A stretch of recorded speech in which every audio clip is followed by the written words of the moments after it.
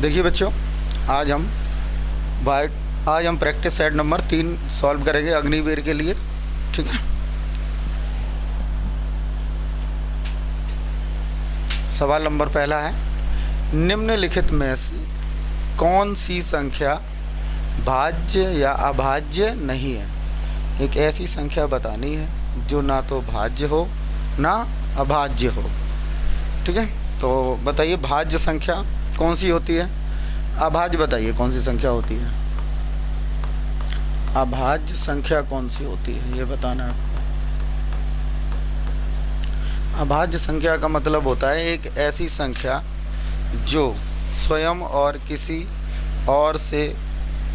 और एक के अलावा किसी और से विभाजित ना हो। वह संख्या कौन सी संख्या कहलाती है, अभाज्य संख्या कहलाती है। ठीक है, ये होती है अभाज्य। जैसे सबसे छोटी अभाज्य संख्या 2 होती है, फिर 3 आता है, 5 है, 7 है, 11 है, 13 है, ऐसे अभाज्य संख्याएं आती हैं। और भाज्य अगर पूछा जाए तो जो भाज्य संख्या होती हैं वो संख्याएं होती हैं ऐसी संख्याएं जो स्वयं और एक के अलावा किसी और तीसरी संख्या से भी विभाजित हो। वो कैसी संख्याएं कहलाती हैं, भाज्य। और हमसे इसमें ये पूछा गया है कि ऐसी संख्या बताइए जो भाज्य और अभाज्य नहीं है। तो एक ऐसा नंबर है जो ना तो भाज्य होता है ना अभाज्य होता है। क्लियर। नेक्स्ट सवाल लगाते रहिए। ठीक है, और हमारे चैनल को आप सब्सक्राइब, लाइक और शेयर भी करते रहिए। पिछला वीडियो आपने बहुत अच्छे से देखा। ठीक है, तो ये अगला सवाल है, लिखा है 0.355 अपॉन 0.426। इसको आपको सॉल्व करना है। दशमलव है, अगर देखिए अगर 3 अंक बाद दशमलव यहाँ है और 3 अंक बाद यहाँ भी दशमलव है। ठीक है, तो आप क्या करेंगे, अगर 3 अंक बाद दशमलव है तो आप बराबर से दशमलव क्या हो जाएगा, कट जाएगा। तो सवाल हमारा सिर्फ रह जाएगा 355 अपॉन 426। 355 अपॉन 426। अब देख लीजिए, अब इसे काट दीजिए या किसी न किसी से क्या होगा, कट जाएगा। काटना स्टार्ट करिए, देखिए किससे किससे कटेगा।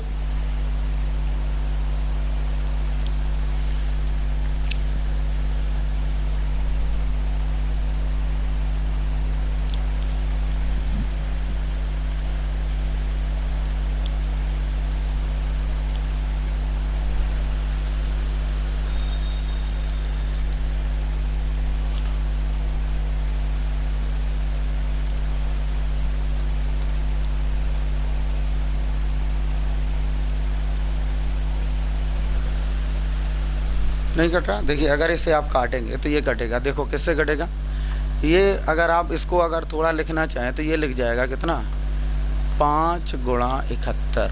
ठीक है, 71 का पहाड़ा आपको आता नहीं है। इसी प्रकार 426 जो होता है उसे लिख सकते हैं आप 7 गुणा 71। तो इसमें क्या होगा, 71 आपका क्या हो जाएगा, कट जाएगा। तो कितना बचेगा, 5/6। यही आपका आंसर है। देखिए 71 अभाज्य संख्या है और इसका जो है किसी को जल्दी से पढ़ा आता नहीं, तो 71 से ये संख्या कट जाएगी। क्लियर है। ओके, नेक्स्ट सवाल नंबर अगले पर आते हैं। अगला है, यदि a बराबर 123, b बराबर 77 तो a² माइनस b² कितना होगा। a² माइनस b² कितना होगा ये आपको बताना है। ठीक है, तो बताइए a² माइनस b² कितना होता है। अगर आपने पढ़ा होगा तो वर्गांतर एक फार्मूला होता है, a² माइनस b² बराबर होता है a प्लस b और अगले ब्रैकेट में होता है a माइनस b। अब आपको क्या करना है बताइए। अब ये जो a और b का मान है, एक बार दोनों को जोड़ कर लिख लेना है, एक बार दोनों को घटा कर लिख लेना। जोड़ कर लिखेंगे तो कितना हो जाएगा, 123 प्लस 77 77 और अगले ब्रैकेट में आ जाएगा 123 माइनस 77। तो कितना रह जाएगा, आप जोड़िए तो कितना हो जाएगा, 123 प्लस 77 कितना होता है, 200। 123 प्लस 77 कितना होता है, 200। 200 गुणा किसका कराएंगे, 77 में से। तो 123 में से 77 क्या करना है, घटा देना। कितना बचेगा, 46 46। तो आपका आंसर आ जाएगा कि 46 दूना कितना, 1 40 दूनी 92, आपका आंसर कितना हो जाएगा 9200, यही आपका आंसर है। क्लियर। आप अगर स्क्वायर पहले 123 का स्क्वायर 170 का स्क्वायर करके घटाएंगे तो आपके लिए कठिन हो जाएगा।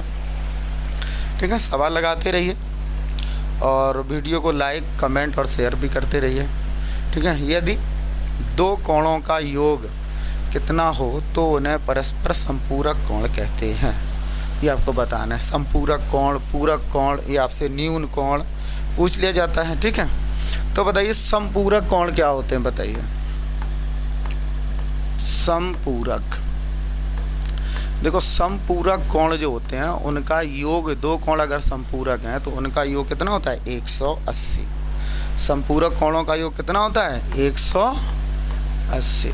ठीक है, अगर कोई आपसे पूछे पूरक कोण बताइए, क्या पूछे पूरक कोण बताइए, तो ये पूरक कोण जो होता है वो कितना होता है 90 अंश। पूरक कितना होता है 90 अंश।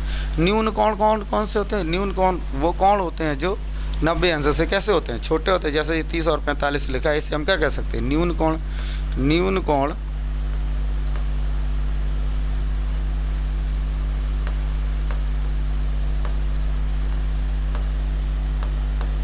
न्यून कोण 90 अंश से कैसे होते हैं 90 से छोटे होते हैं, ये आपको याद रखना है। तो वो कोण कैसे हो जाते हैं, वो न्यून कोण हो जाते हैं। ठीक है, नेक्स्ट, तो आंसर आपका कौन सा हो जाएगा 180।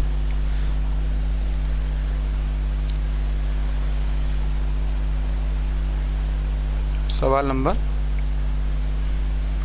5 पर आ जाते हैं। लिखा है किसी समकोण त्रिभुज की, समकोण त्रिभुज, समकोण त्रिभुज क्या होता है, एक ऐसा त्रिभुज जिसका एक अंश 90 अंश का होता है, एक कोण 90 अंश का होता है। जैसे इस टाइप का होता है समकोण त्रिभुज, ये जो होगा ये क्या होगा समकोण त्रिभुज होगा। लिखा है किसी समकोण त्रिभुज की सबसे बड़ी भुजा 25 सेंटीमीटर। तो सबसे बड़ी भुजा कौन सी होती है, ये इसे हम क्या कहते हैं कर्ण सबसे बड़ा होता है। ठीक है, एक भुजा कितनी है 7 सेंटीमीटर, तो ये भुजा कितनी हो जाएगी 7 सेंटीमीटर। इस भुजा का मान आपको पता करना है, तो इसे आप x मान लीजिए। ठीक है, इसे कितना मान लीजिए x लिख लीजिए इसके स्थान पे। अब आप जानते हैं ये होता है कर्ण, ये क्या होता है कर्ण, ये कहलाता है आपका लंब और ये कहलाता है आधार। तो फॉर्मूला क्या होता है, पाइथागोरस पढ़ रखा है आपने, क्या लिखा होता है कर्ण का वर्ग बराबर लंब वर्ग धन आधार वर्ग। लिख लीजिए फॉर्मूला होता है आपका पाइथागोरस पर में कर्ण का वर्ग बराबर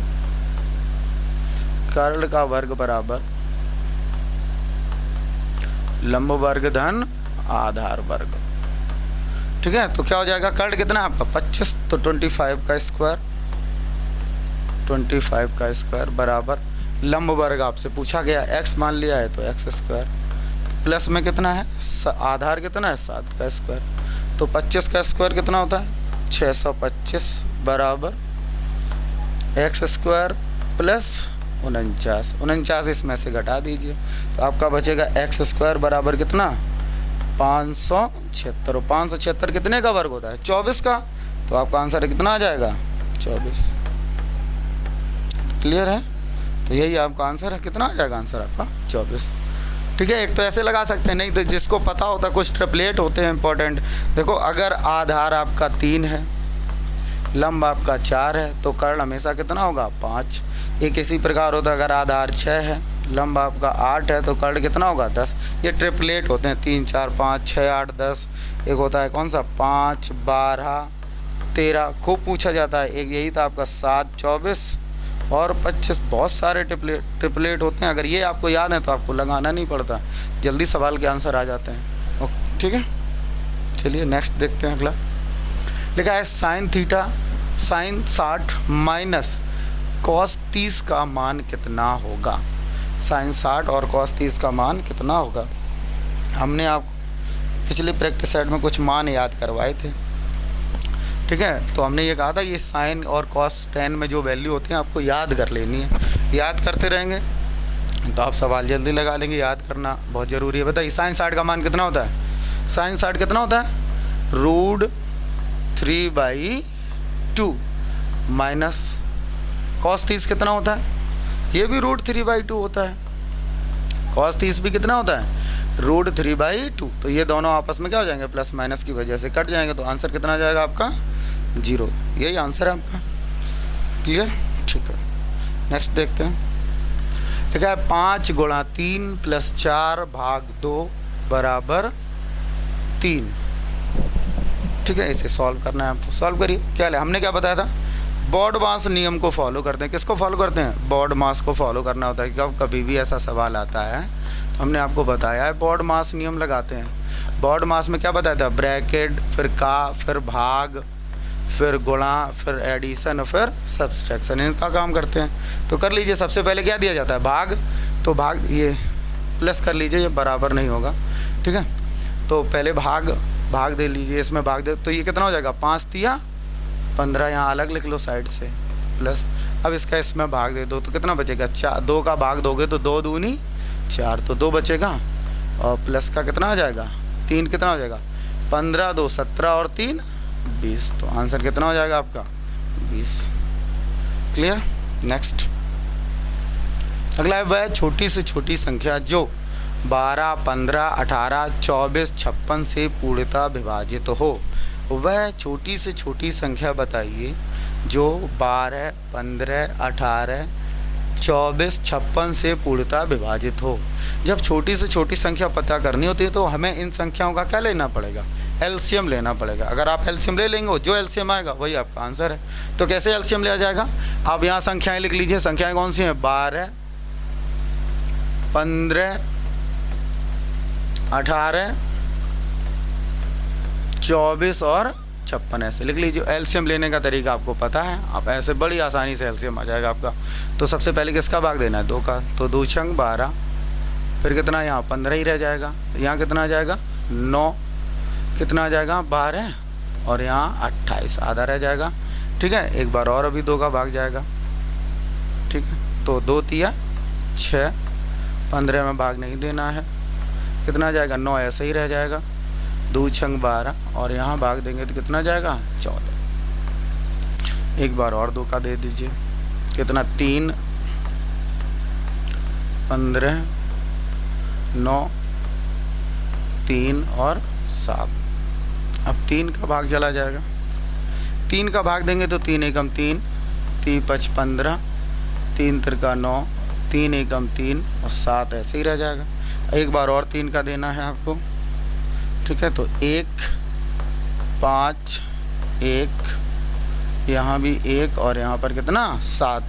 अब आपको 5 का भाग देना है। ठीक है, तो 1 5 एकम 5, और यहाँ कितना 7। अब लास्ट में किसका भाग देना है, 7 का। हमें भाग जब तक देना होता है जब तक हर पॉइंट पर 1 ना आ जाए। अब भाग दे लिया। अब यहाँ पर जो संख्याएं लिखी होती हैं ये आपका क्या होता है, ये लासा होता है। ये क्या होता है, लासा होता है। अब इसी लासा को आप आपस में गुणा करा लीजिए। 2 कितनी बार आया है, 3 बार, तो यहाँ लिख लीजिए 2 गुणा 2 गुणा 2। 3 कितनी बार आया है, 2 बार, 3 गुणा 3। 5 कितनी बार आया है, 1 बार, और 7 कितनी बार आया है, 1 बार। ये आपका क्या हो गया, एलसीएम यही हो गया। यही आपका क्या हो गया, एलसीएम। इसका गुणा कराना है। गुणा कराने का तरीका सीधा से 2 दूना 4, 4 दूनी 8, 8 तिया 24, 24 तिया 72, और 72 पंचे होता है 360। 360 में अब कितने का गुणा कराना है, 7 का। अब आप गुणा करा लीजिए, कितना आ जाएगा, देखो 0, 7 छंग 42 का 2, हासिल में कितना 4, 7 तिया 21 और 4 25, कितना हो जाएगा 2520। ये आपका लासा है। ये एक ऐसी सबसे छोटी संख्या है जो 12 15 18 24 और 56 से पूर्णतः विभाजित होती है। ठीक है, नेक्स्ट लिखा है x का 200% बराबर 47, तब x का मान कितना होगा। x का 200% बराबर 47, तब x का मान कितना होगा, ये आपको बताना है। तो लिखा है x का 200%, तो जैसे परसेंट जो होता है, कोई संख्या जो होती है वो अपने आप में 100% होती है। जैसे उसको आप डबल करेंगे कितना हो जाएगा, 2 गुना ही हो जाएगी। 2 गुना का मतलब 200% हो जाएगी। एक तो यही तरीका, सर x का 200% 47 है, तो इसका मतलब 2 गुना 47 है। आधा करने पर कितना रह जाएगा, 23.5 रह जाएगा। वही आपका आंसर है। ऐसे भी कर सकते हैं। ठीक है, नहीं करना है तो आप पूरा सॉल्व कर लीजिए। क्या लिखेंगे आप बताओ, x का मतलब क्या होता है, गुणा 200 ऐसे लिख लेंगे। अब प्रतिशत हटाएंगे तो अपॉन में कितना आएगा 100, और बराबर कितना हो जाएगा 47। अब 2 जीरो से 2 जीरो कैंसिल, अब ये क्या बचा, x बराबर, तो कितना हो जाएगा आगे चल के 47/2। अब आपको भाग देना है, 2 का भाग देंगे तो कितना बचेगा 23.5, 23.5, यही आपका आंसर है। क्लियर। वीडियो पर लाइक और शेयर कमेंट करते रहें, ठीक है। लिखा है किसी वस्तु को 696 रुपये में बेचने पर 25% हानि होती है, इस वस्तु का क्रय मूल्य कितना है। बेचा गया है और हानि होती है, तो बताइए वस्तु का क्रय मूल्य कितना है। हमने आपको पिछले वीडियो में एक सवाल था, उसमें प्रैक्टिस सेट में भी सवाल था, करवाया भी था। हमने क्या कहा था, सीपी होता है और एसपी होता है। देखो सीपी जो होता है उसे हम कहते हैं क्रय मूल्य, जितने रुपए में आपने वस्तु खरीदी है वो क्या कहलाता है, क्रय मूल्य कहलाता है, ठीक है। और एसपी क्या होता है, विक्रय मूल्य होता है, कितने रुपए में आपने वस्तु बेची है। अब आपको क्या गया 696 रुपये में उसने आपने बेच दिया, मतलब आपने बेची वस्तु कितने रुपए में, 696 रुपये में। तो आपको नुकसान हुआ है कितना, 25% का नुकसान हुआ है, ठीक है। तो क्रय मूल्य बताइए। अब आपको क्रय मूल्य मानना पड़ेगा। जब क्रय मूल्य मानने की बात आती है और प्रतिशत के सवाल होते हैं हमारे पास, तो हम क्रय मूल्य जो है x नहीं मानते, हम कितना मानते हैं 100 पर आसान होता है लगाना। तो हमने मान लिया कि हमारी वस्तु की कीमत कितनी थी, 100, मान ली 100। अब 100 रुपये की वस्तु अगर 25% के नुकसान पर आप बेचेंगे तो कितने, 25 रुपये डायरेक्ट कम कितने की बेचेगी सर, 75 की। इसका मतलब अगर 75 का मान 696 है तो 100 का मान कितना होगा, यही निकालना है। तो आप निकाल लीजिए कितना हो जाएगा, 75 का मान सर कितना है 696, तो 1 का मान यहाँ से कितना आ जाएगा बता दीजिए। तो 696 बटे में कितना 75। आपको किसकी वैल्यू निकालनी है, 100 की। आप 100 का मल्टीप्लाई करा दीजिए, आंसर आ जाएगा। जैसे ही आप 100 का मल्टीप्लाई कराएंगे, बस इसे सॉल्व करना है आपको। देखो 25 तिया 75, 25 चौका 100, 3 से काट दीजिए, कितना बचेगा बताओ, 3 दूनी 6, 3 तिरका 9, 3 दूनी 6 गुणा 4, 4 का गुणा करा लीजिए, 23 चौको 92 और 4 दूनी 8, तो 928 रुपये। उस वस्तु का क्रय मूल्य कितना था, 928 रुपये है ऑप्शन में, ये डी ऑप्शन आपका सही है, ठीक है। 100 मानकर आप बड़ी आसानी से कर सकते हैं, ठीक है। कुछ बच्चे ऐसे भी होते हैं जिन्हें फ्रैक्शन वैल्यू पता होती है, वो ऐसे भी कर सकते हैं। देखो जिनको फ्रैक्शन पता हो तो वो ऐसे कर सकते हैं कि सर जो 25% होता है इसको हम कितना लिख सकते हैं, 1/4। 25% होता है इसे कितना लिख सकते हैं, 1/4। इसका मतलब ये होता है कि अगर 4 रुपये की वस्तु है तो उसे 1 रुपये की हानि पर बेच दिया। मतलब ये है कि सर 4 रुपये की वस्तु कितने में बेच दी, 3 में। अब यहाँ पर आप डायरेक्ट सर 3 का मान हम यहाँ से डायरेक्ट बता सकते हैं। किसका मान बता सकते हैं, डायरेक्ट 3 का। जैसे 4 रुपये की वस्तु तो 3 का मान हमें पता है कितना है सर, 696। तो यहाँ से 1 का मान कितना हो जाएगा, 696/3। 4 का मान पूछा तो 4 का गुणा कराएंगे। लेकिन ये लाइन और लास्ट वाली लाइन सेम आनी है, आप जैसे चाहें वैसे कर सकते हो। आंसर कितना आएगा, 928। नेक्स्ट, ठीक है। लिखा है 86295 का औसत ज्ञात कीजिए।